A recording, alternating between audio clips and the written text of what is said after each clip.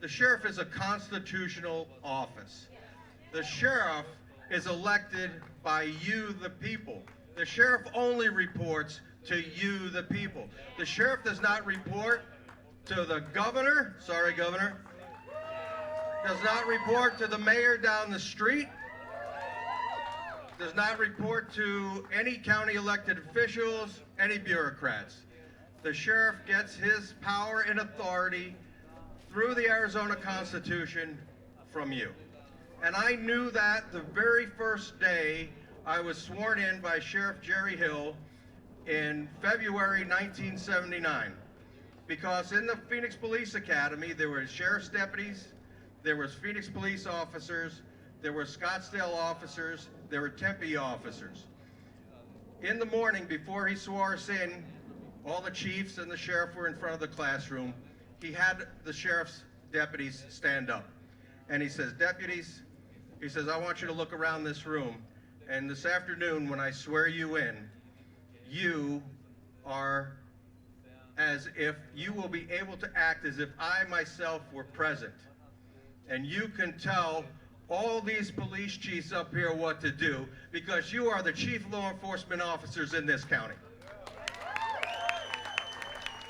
So for 38 years that I worked as a deputy sheriff, and I'm telling this story all these years later, I never forgot that fact. So I am seeking the sheriff's office as your candidate because the current sheriff we have there was with a sergeant with the Phoenix Police Department. He never understood that role that he has. He has let us down. Think about it. When there were the riots in downtown Phoenix causing millions of dollars of property damage, when there were the riots and lootings in Scottsdale, when there were the problems in Tempe, where was your sheriff? We don't know. Well, I know because he was sitting in his office. He had the SWAT team and everything protecting him, but he was not out there fulfilling his constitutional duties and responsibilities to protect you and your private property. That is his role. He failed that role. He failed his obligation. He failed to honor the sworn oath. Thank you. Who said that? Oh, thank you. The sworn oath he took. He let us all down. He needs to be fired, and that's what we're going to do November 3rd, right?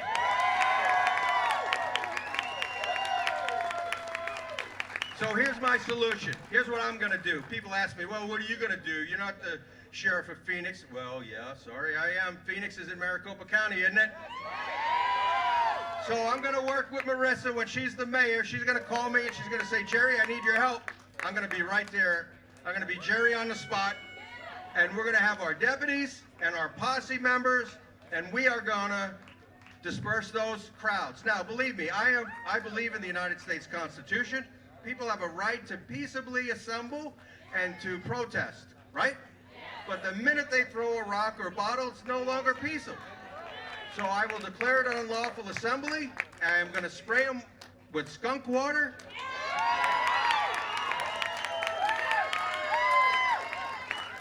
And they're all going to get sick to their stomach, and then they're going to cry and go home. And those that don't go home, I'm going to have my jail buses lined up, and we're going to take them to jail. Free ride.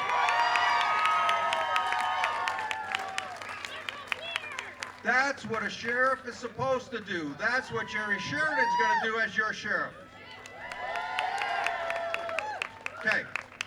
This election is not about Democrat versus Republican.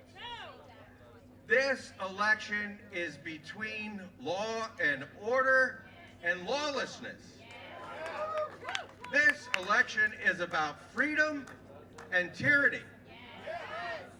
This election is about the love of the United States of America and those that want to destroy our great nation. So, Jax, okay, I'm going to tell you what to say.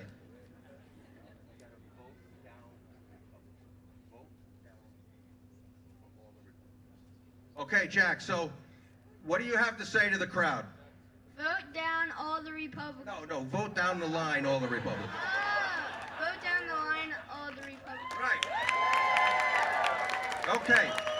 Because when we vote down from the top, from the President of the United States to the Senate race, to the county races, the state races, we have very thin margins in this state, especially in our state Senate and our state representatives. We need every Republican to get elected on that ballot. Because a vote for a Republican is a vote for safety, it's a vote for liberty, and it's a vote for the United States of America. God bless the USA. God bless you all. Thank you very much. That was absolutely amazing. Thank you, Jerry. Can we get one more round? Yes, Jerry, Jerry, Jerry, Jerry, Jerry. Jerry! That's so awesome, guys. Thank you so much for the energy and for coming out for this political portion of the event. Absolutely. It means the world to us. Absolutely. Well, let's hear it one more time for our speakers, and then we're going to bring all the candidates right out here in front, and they're each going to at least get to say what they're running for, so you can put a name to a face, and then you can go over to the candidate corral and see them there if you'd like to learn more about them. A lot. But let's hear it for Michelle Ludet-Jarita, Jim O'Connor, Marissa Hamilton, and Jerry Sheridan. They were awesome. Thank you, guys. We would like to also re-welcome Jeremy Wood back up on stage. Jeremy Wood, the one and only founder. Here he comes. He looked a little off guard, but that's all right.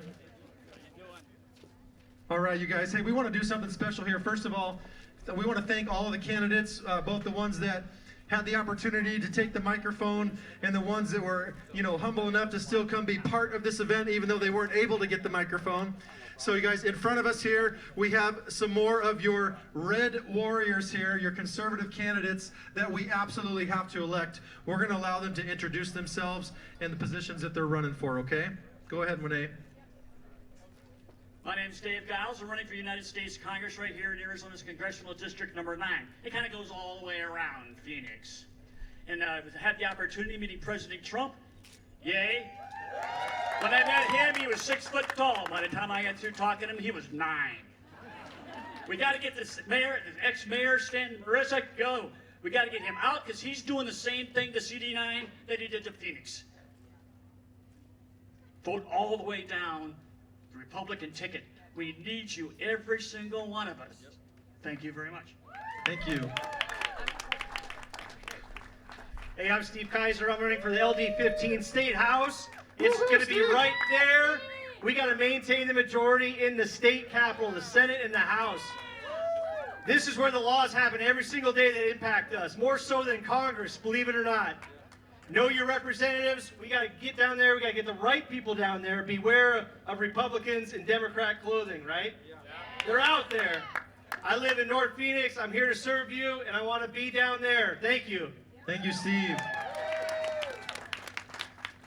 I'm Josh Barnett. Excuse me, sorry, Josh. Candidates, hang up here. Don't leave, please, Steve. Thank you. I'm Josh Barnett. I'm the U.S. Congress candidate here in District 7, right here. We're standing in it. I want to say something. I'm a little jealous of Dave because Stanton agreed to debate him, and Ruben Gallego keeps dodging me. So I want everyone here to DM Ruben, email him, and tell him you want to have a debate with Josh Barnett because I want a piece of him so I can set him straight. These people need exposed, their radical ideas need exposed, and that's what I want to do, and I know that's what Dave will do when he gets his hands on Stanton. We need, again, we can't stress enough, vote from the top down for President Trump, all the way down, vote red. Howdy everybody, Justin Wilmoth here. I'm running for LD15 House along with Steve Kaiser. I am so impressed by this crowd today. I've been here all day, 3 or 4 hours, and I am so heartened to keep running for you guys because of the enthusiasm I see out here today. LD15 is North Phoenix, Norterra, Desert Ridge, Paradise Valley Mall area. But if I win in November, I'm going to be working for every single person here today. So keep that in mind. The guys like me and Steve, we're in our late 30s, early 40s. We're the next generation. We're going to be fighting for you for the foreseeable future. So thanks for coming out. Hi everyone. My name is Jana Jackson. I'm the one that was in the closet as a closet Republican. I have only been a Republican. And I just come to say that I've been a teacher in education for 28 years. And when you say you want to 2050. The 2050, that's what it's about. It's not about me. It's about our children. It's about my grandchildren. I want you to vote for me because put someone in the State House who will stand for God and stand for education.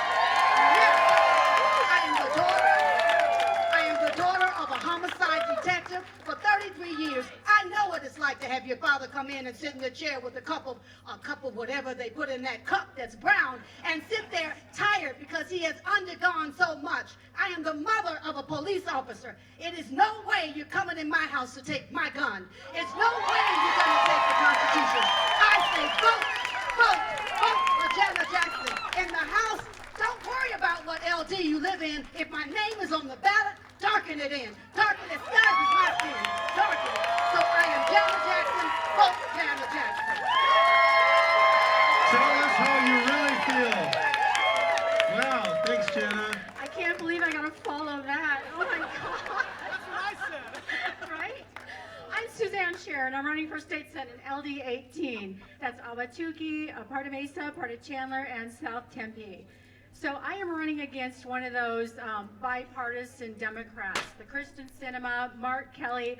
I am bipartisan. I am neutral like Arizona. Remember those lines? We got to get out there and expose those Democrats because they are anything but independent like Arizona. They are out to turn our state blue. And once they turn it blue, you can kiss your guns goodbye, you can kiss your freedoms goodbye, and our kids are going to be indoctrinated in our schools more so than they are now. So let's vote them out and get every Republican in office this time around. Thank you.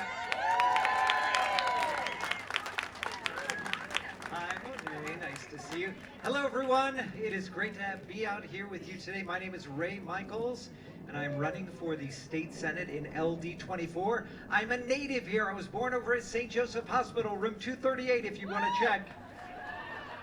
No, I love Arizona. It is so fantastic. I'm running against a current senator who has been in for 44 years.